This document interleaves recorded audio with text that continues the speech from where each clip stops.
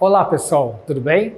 Meu nome é Marco Antônio, sou professor de História da Secretaria de Educação do Estado do Rio de Janeiro. Tá?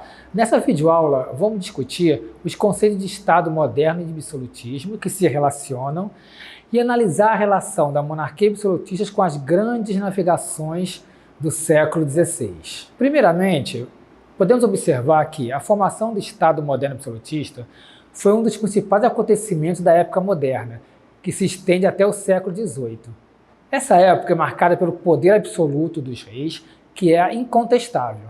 A figura do rei é soberana. Ele está acima da lei, porque ele é a lei.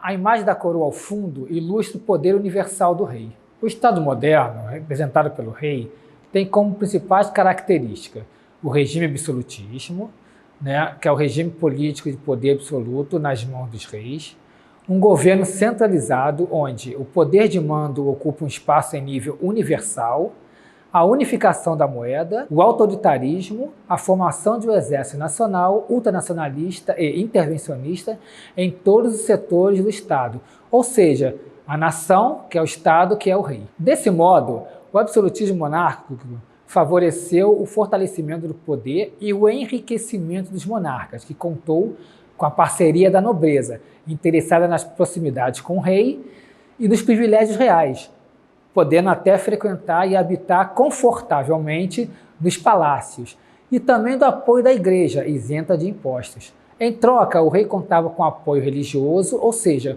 um jogo de troca de interesse mútuo, beneficiando ambos. Para o funcionamento dessa espécie de clientelismo, havia necessidade da criação de uma burocracia estatal. Por outro lado, o que garantia a riqueza do rei e a manutenção das cortes era a cobrança de impostos que recaía sobre a burguesia e os camponeses, e a comercialização de títulos de nobreza para a burguesia, obcecada por status de posição social de superioridade, conforme evidencia a imagem.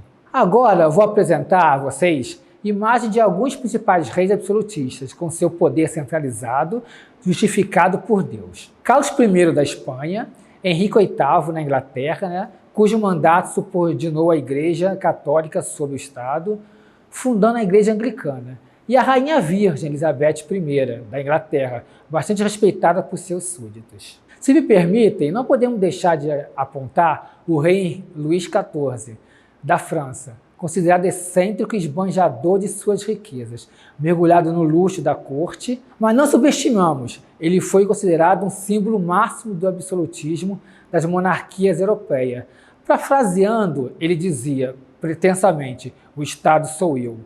Ele se taxava como o Rei Sol, com a pretensão de trazer a luz para o povo francês, cujo poder foi emanado pela providência divina.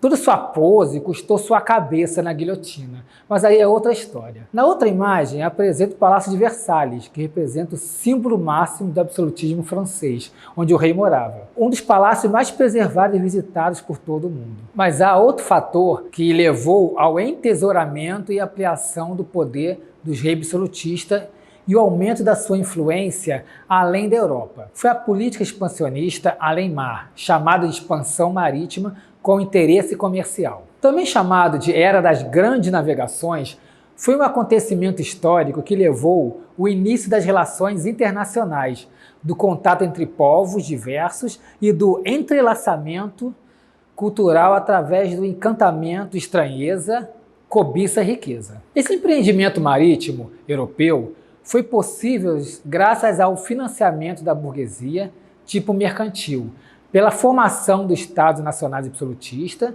dentre outros fatores. Mas qual seria o objetivo? Descobrir uma nova rota marítima para as Índias e encontrar possíveis riquezas em novas terras para conquistar e monopolizar mercados de especiarias para suprir a falta de alimentos na Europa e para acabar com a crise econômica que passava na Europa. O mapa das rotas marítimas europeias ilustram a necessidade de se lançar aos mares para chegar às Índias, usando a trajetória da circunnavegação, tendo os navegadores Vasco da Gama e Pedro Álvares Cabral como os primeiros a chegar às Índias. Esse último parece bem conhecido da nossa história, que descobriu o Brasil. E nesse mapa mostra o real objetivo, buscar pedras preciosas, ouro e prata, especiarias e mão de obra escrava nas possessões africanas. Vamos falar agora de outro evento marcante da era moderna, o Renascimento, que foi um movimento cultural, artístico e científico patrocinado pelos burgueses florenses, promovido pelos reis e incentivado pela nobreza, que eram considerados os mecenas. Além do mais, esse movimento artístico representa uma nova mentalidade de pensamento, tendo o homem como principal objeto de estudo. Dessa forma, o Renascimento teve como principal característica o humanismo, a valorização do homem, levando-o à posição central no universo, capaz de transformar a natureza com o uso consciente da sua própria razão. Essa imagem mostra a obra de Michelangelo, chamada A Criação de Adão. Notem que a aproximação entre o homem e Deus é possível tendo a razão humana como meio para atingir essa façanha. Essa outra imagem é o desenho de Leonardo da Vinci, o homem vitruviano, que evidencia uma ideia de valorização humana numa concepção antropocêntrica de que o homem é o centro do universo. Por fim, nota-se que o corpo humano também é valorizado. Então, pessoal, nessa videoaula vimos que a formação das monarquias absolutistas foi um marco notório da época moderna, cujas principais vertentes garantiram o fortalecimento do poder dos reis e que a necessidade do expansionismo marítimo que levou à conquista, o descobrimento de territórios além-mar e posterior exploração do Novo Mundo recém-descoberto. Foi vital para o enriquecimento das monarquias europeias, patrocinada pela burguesia e incentivada pelos reis, sob o lema "A ordem do rei é navegar". Espero que vocês fiquem bem e até a próxima aula. Um grande abraço.